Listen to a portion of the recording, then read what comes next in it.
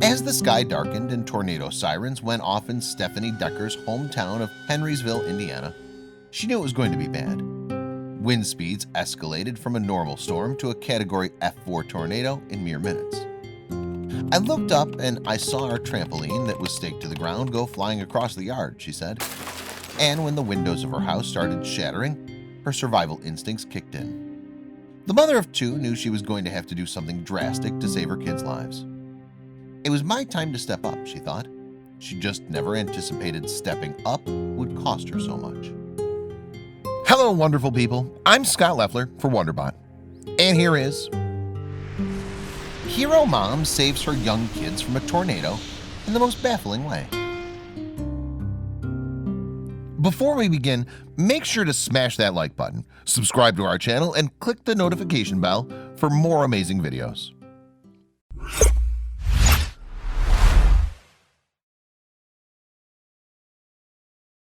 Stephanie and Joe Decker built their dream home in suburban Henryville, Indiana, thinking that they were going to be there the rest of their lives.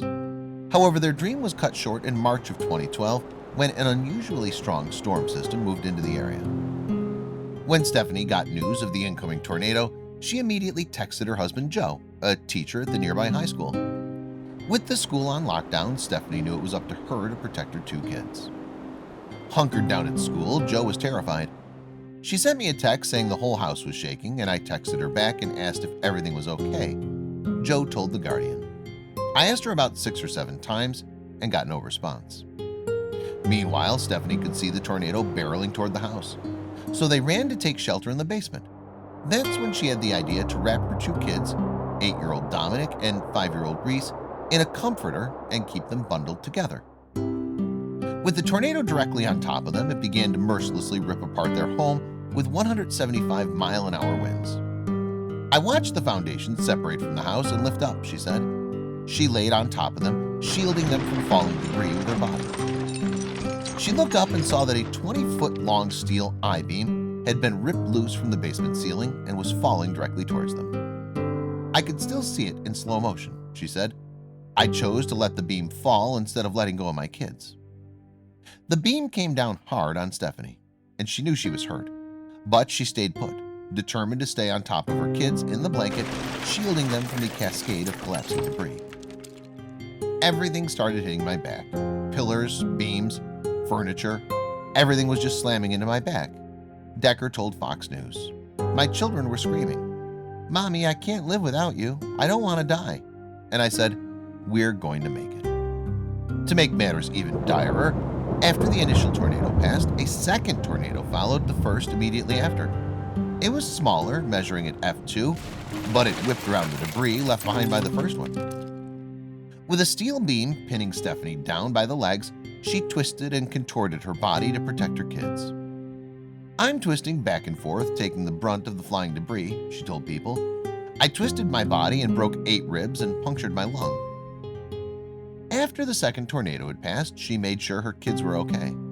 Miraculously, they were unscathed. She, on the other hand, knew she was going to need medical attention. I knew my leg was barely attached or it was severed.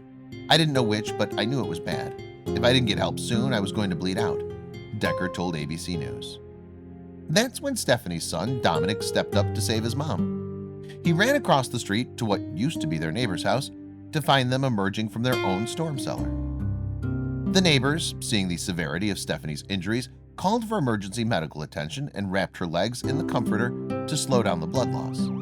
Help came soon after, and she was transferred to a nearby hospital. Her fears came true when she underwent emergency surgery. She would lose both of her legs that day, one amputated just below the knee, the other just above it. But if that's the price she had to pay to protect her kids, I don't even think twice about it.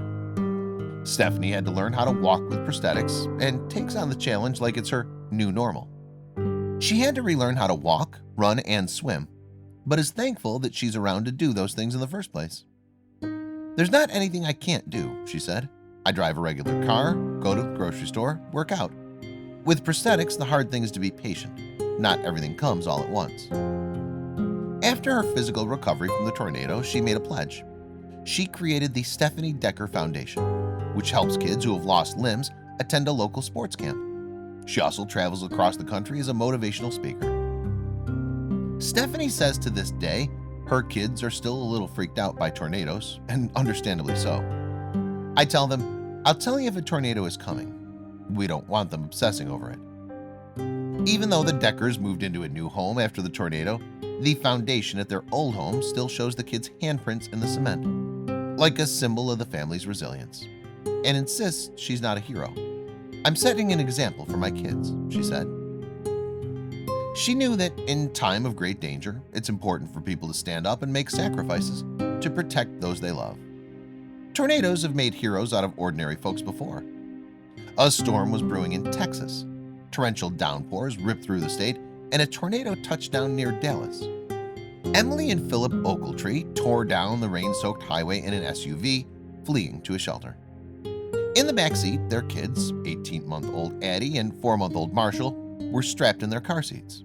So they, like their parents, see Emily on the right, were helpless when the truck hydroplaned on the wet roads. Philip left, lost control of the vehicle, and the family's black Chevrolet flipped on its roof into floodwaters raging roadside like a river. Now, upside down, the water whipped past the doors and windows. Philip and Emily tried opening the partially submerged doors, but the fearsome flood prevented them from doing so. Worse, water leaked into the truck's cabin. The family panicked. It was pitch black in the car, 21-year-old Emily said, and you can't see anything. You can't find your kids, you panic. Completely trapped and blind, she banged on the roof, yelled, and screamed for help. What Philip and Emily didn't know, however, was that outside in the rain, a passerby named Thomas Mitchell, on the right here, saw the upside-down truck. He didn't know if anyone was inside, but he stopped to check anyway. Thomas was not the only concerned passerby, though. As tornado sirens wailed in the distance, telling Texans to find safety fast, 5 other men, so now 6 total, braved the tornado to inspect the flipped vehicle. When one of the Good Samaritans, Corey Prox, heard screaming coming from inside the truck, he went into panic mode. He smashed the car's windows, revealing to the helpers the terrified family trapped inside. Philip and Emily had been scrambled to save their kids, but under the stress and pressure failed to do so. The helpers tried pulling the parents from the wreck, but Emily had another plan for them. "Give Addie and Marshall life before you try to help me," Emily told the men. She thought, "I'm fine, I'm an adult, I can manage. I'll figure out a way to get out of this vehicle, they cannot."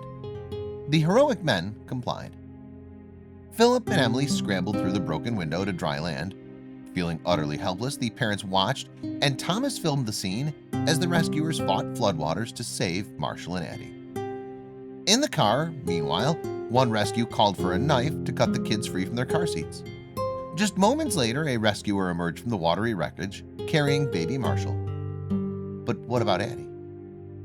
"I got a baby," one rescuer shouted. "Call 911. He held Addie, still strapped into her car seat.